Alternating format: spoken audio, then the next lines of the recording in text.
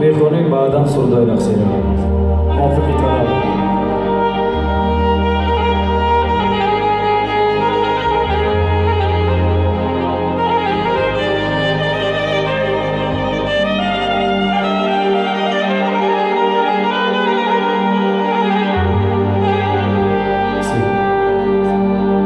چندست که من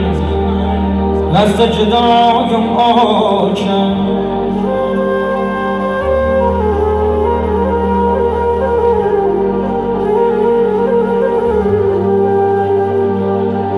آه در حسرتی روی تو گدایم آچم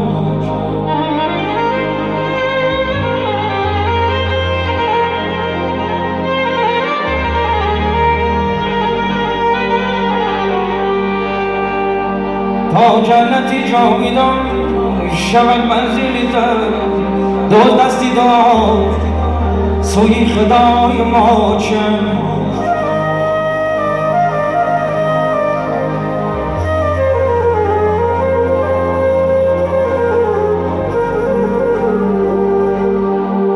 تا جنتی جاویدان شود منزلی دو دستی دعا سوی خدای ماچم دو دستی دعا سوی خدای ماچم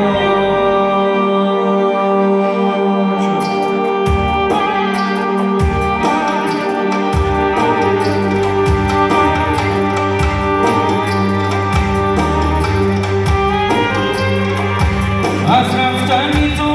عاشقم داشتم کجای آشن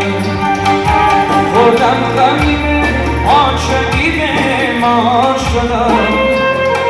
کجای آشن خوردم غمیم عاشقی بیمار شدم کجای آشن من بچگی بناس پرورده تو این روز شدی خستم و بیمار شدم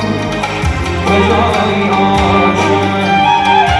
من بچگی بناس پرورده تو این روز شدی خستم و بیمار شدم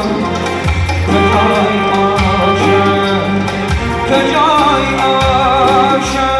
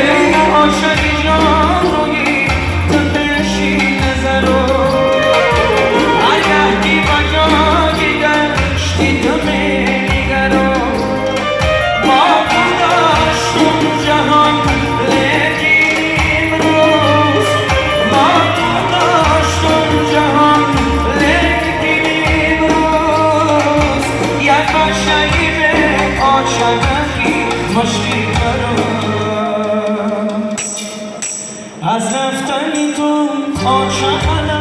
داشت شدم کجای آشن خوردم غمیم عاشقی بیمار شدم کجای آشن خوردم غمیم عاشقی بیمار شدم کجای آشن کجای آشن کجای آشن کجای آشن کجای آشن